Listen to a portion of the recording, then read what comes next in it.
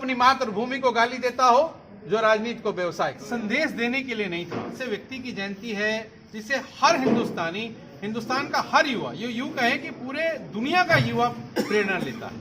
आज हमारी बेटियां खासकर नहीं पढ़ पा रही। स्किल इंडिया कहूं या किल इंडिया कहूं, मुझे खुद समझ में नहीं आता है। उसकी बात होती है।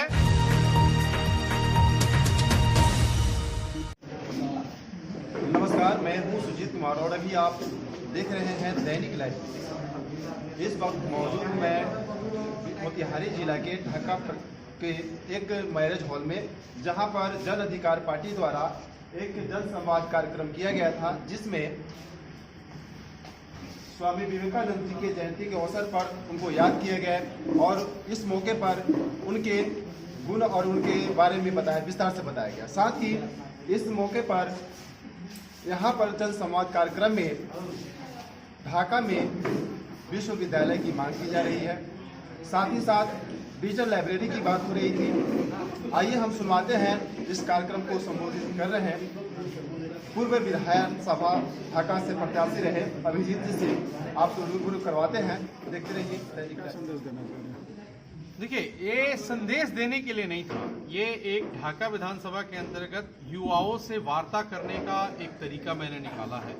और आज स्वामी विवेकानंद जी की जयंती भी है। एक ऐसे व्यक्ति की जयंती है जिसे हर हिंदुस्तानी, हिंदुस्तान का हर युवा, ये यूं कहे कि पूरे दुनिया का युवा प्रेरणा लेता है। तो आज विवेकानंद जी की जयंती भी थी, उनसे भी हमें प्रेरणा लेना है, उनकी भी चीजों को सीखना है, समझना है और युवाओं से संवाद करना, मतलब उनकी बातों को सुनना, अपनी बातों को रखना। मैं तो युवाओं साथियों से अपने सीखने आया था कि क्या ढाका में क्या बदलना चाहिए, उन कौन सी चीजों पे हमें संघर्ष करना है, हमें कौन सी चीजों पे सड़क पे ऊपर आके आंदोलन करना है, शिक्षा व्यवस्था कैसे बदलेगी। तो कई सवाल आए हैं और कई चीजों के ऊपर हम लोगों ने चर्चा किया। सर, मुख्य रूप से कौन कौन से बातों पे चर्चा हुई है? देखिए, मुख्य रूप से जो सर्वप्रथम बात हुई है वो ढाका में महाविद्यालय, ढाका में महाविद्यालय नहीं है, जिसके कारण आज हमारी बेटियां खासकर नहीं पढ़ पा रही। सबसे ज्यादा अगर ड्रॉप आउट परसेंटेज अगर है, सिर्फ नारा देने से नहीं चलेगा ना, बेटी पढ़ाओ बेटी बचाओ। आपने क्या सुविधा दिया बेटियों को पढ़ने के, ये मुख्य रूप। अगर हम पढ़ेंगे नहीं तो हम रोजगार की बात कैसे करेंगे? हम अगर जब तक शिक्षित नहीं होंगे हम सवाल कैसे करेंगे? तो शिक्षा सबसे ज्यादा जरूरी है, जो ढाका में पूरी तरह से लचर स्थिति है। यहाँ महाविद्यालय नहीं है, एक घोड़ासान में है जिसमें बहुत कम सीट है, उसके अंदर बनकटवा और बाकी दूसरे प्रखंड के भी लोग एडमिशन लेते हैं। तो हमारी बच्चियां कहाँ जाएंगी? और ढाका में 3,15,000 की जो जनसंख्या है, उसमें 2,90,000 तो गरीब ही लोग हैं, उससे भी ज्यादा लोग गरीब हैं। बहुत मुश्किल से 10,000 लोग जो है वो संपन्न है यहाँ पे, जो अपने बच्चों को बाहर पढ़ा सकते हैं। लेकिन बाकी के बच्चे कहाँ पढ़ेंगे? डिजिटल लाइब्रेरी का क्या हुआ? आज तक अगर high school, Ghorasahan high school, चाहे ढाका हाई स्कूल में डिजिटल लाइब्रेरी की स्थापना क्यों नहीं हुई? डिजिटल इंडिया की बात होती है, स्किल इंडिया कहूं या किल इंडिया कहूं, मुझे खुद समझ में नहीं आता है। उसकी बात होती है, लेकिन वही सत्ता में रह के डिजिटल लाइब्रेरी की बात नहीं करते हैं, ढाका में महाविद्यालय की बात नहीं करते हैं। यहाँ तो कमियां कई हैं, स्वास्थ्य की भी कमियां हैं, 35 उपकेंद्र हैं, कितनी चलती हैं यहाँ? सर, तो क्या माना जाए कि जाप की तरफ से या आपकी तरफ से महाविद्यालय के लिए कुछ विशेष प्रयास किया जाएगा? जाप के तरफ से, जन अधिकार पार्टी के तरफ से और खासकर युवाओं के तरफ से हम लोगों ने पहले भी मुख्यमंत्री जी को पत्र लिखा था। हम लोग आज भी शाम में उन्हें मेल करेंगे और हम लोग कोशिश कर रहे हैं कि हम लोग एक कैंपेन चलाएंगे, ढाका मांगे महाविद्यालय के नाम से। हम लोग एक कैंपेन चलाएंगे। जब तक महाविद्यालय नहीं मिल जाता है, विवेकानंद जी कहते हैं, संघर्ष तब तक करो जब तक मंजिल ना मिल जाए। तो जब तक ढाका में पढ़ने की सुविधाएं नहीं विकसित होती हैं, तब तक जन अधिकार पार्टी और हमारे युवा साथी संघर्ष करते रहेंगे। कब से आप लोग इस कैंपेन को अभी बैठेंगे हम लोग, फिर इसके ऊपर चर्चा करेंगे कि कैसे करना है, क्या करना है। क्योंकि हमारे पास कोई बहुत बड़ा तंत्र तो है नहीं, हमारे पास कोई बहुत बड़ा फाइनेंसर तो है नहीं।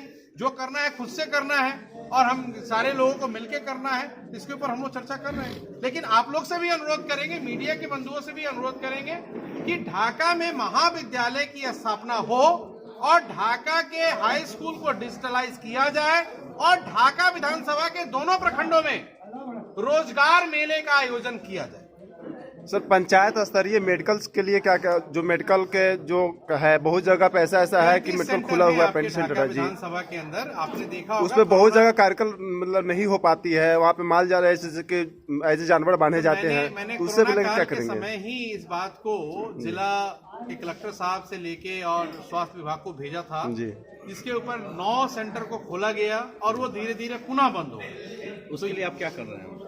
फिर से हम लोग पत्र लिखेंगे, हम लोग तो सड़क पे संघर्ष कर सकते हैं। अब सदन में तो है नहीं कि सदन में वकालत करें, और जो लोग सदन में हैं वो पता नहीं किस बात के लिए इस बात को नहीं उठाते हैं। न वो शिक्षा की बात कर सकते हैं, न स्वास्थ्य की बात करते हैं, न रोजगार की बात करते हैं, न वो मजदूर की बात करते हैं। अभी देखिए कुछ दिन में खाद की फिर जरूरत पड़ेगी, क्या व्यवस्था हुई थी ढाका और घोड़ासान में? 200 बैग एक आदमी को दे देना और चिट्ठी को फेसबुक पे डाल देने से खाद की आपूर्ति थोड़ी पूरी हो जाएगी। जो हमारी जो जरूरत थी किसानों को, अगर हमें 20 टन की जरूरत है और आप 1 टन को फेसबुक पे डाल दोगे तो उससे तो 19 टन की जरूरत नहीं पूरी होने वाली है। तो इसके ऊपर क्या काम हो रहा है, हम उसके ऊपर भी हम लोग चर्चा कर रहे हैं। हम लोग उसके पहले ही हम लोग इस बार डीएम को चिट्ठी देना चाहते हैं कि भैया हमारे जो किसान के प्रकोष्ठ के जो हमारे अध्यक्ष हैं वो पत्र तैयार कर चुके हैं, वो जाके जिला अध्यक्ष कलेक्टर साहब से मिलके पत्र देंगे।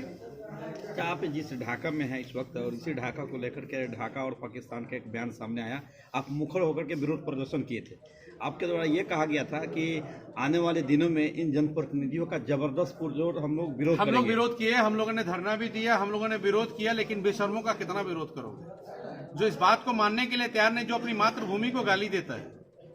जिस मातृभूमि ने, जिस ढाका ने आपको मान सम्मान सब कुछ दिया, आप उसे गलत शब्दों से इस्तेमाल करते हो, गलत शब्द से संबोधन करते हो, गलत संज्ञा देते हो, तो उन लोगों से आप क्या उम्मीद कर सकते हो? जो व्यक्ति राजनीति को व्यापार कहता हो उस व्यक्ति की चर्चा ना करे तो ही ज्यादा अच्छा। जो अपनी मातृभूमि को गाली देता हो, जो राजनीति को व्यवसाय कहता हो। कोई पहली बार तो नहीं है, लेकिन हाँ ढाका विधानसभा में शायद ये पहली बार है जहां युवा के साथ आप संवाद कर रहे हैं।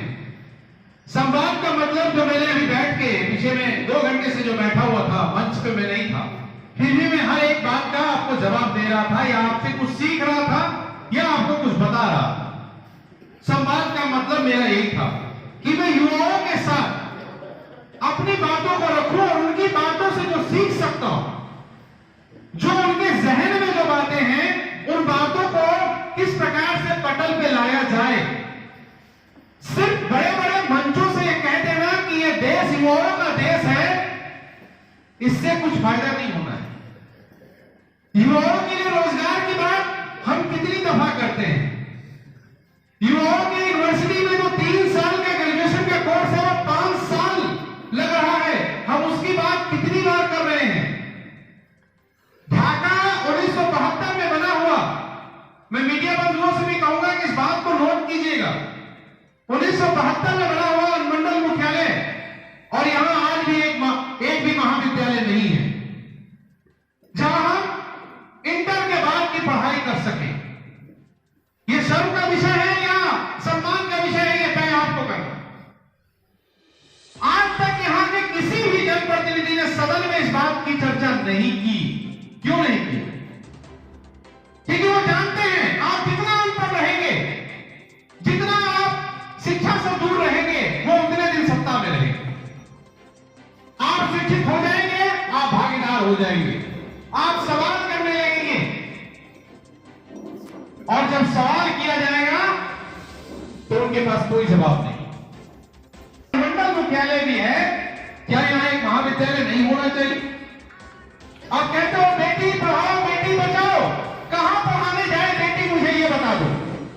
3,15,000 की जनसंख्या हमारे ढाका विधानसभा, कहां हम अपनी बेटियों को पढ़ाएं?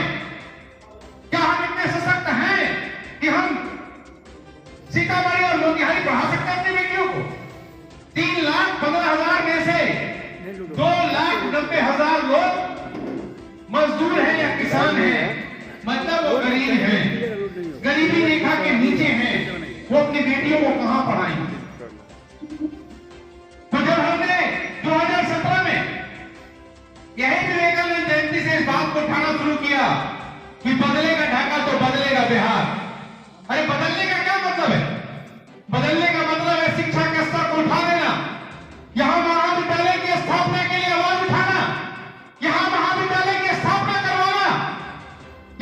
बच्चियों को, यहाँ के बच्चों को पढ़ाना, उन्हें शिक्षित करना, उन्हें रोजगार देना।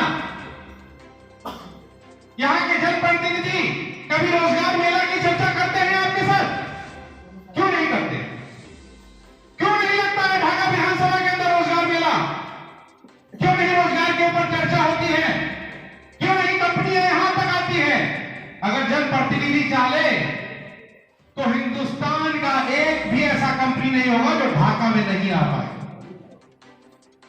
आप उसे एक मौका देते हो सदन में बोलने का और सदन में सवाल करने का, लेकिन अगर आपका वकील अच्छा ना हो, आपका डॉक्टर अच्छा ना हो, आपका शिक्षक अच्छा ना हो, तो आपकी जान भी चली जाएगी, आप जेल भी चले जाएंगे और आप कभी कक्षा पास भी नहीं कर पाएंगे। वही है जनप्रतिनिधि। अगर जनप्रतिनिधि अच्छा नहीं तो आपकी समस्याओं को कोई नहीं देख रहा है। क्या वहां जो बैठे हैं हमारे अधिकारी, जिला में जो अधिकारी बैठे हैं, जो प्रदेश में हमारे अधिकारी बैठे हैं, क्या वो देख पा रहे हैं कि ढाका के कौन से पंचायत में, घोड़ासहन के किस गांव में, किस कस्बे में क्या समस्या है? नहीं देख पा रहे हैं। इसीलिए जनप्रतिनिधियों को चुना जाता है।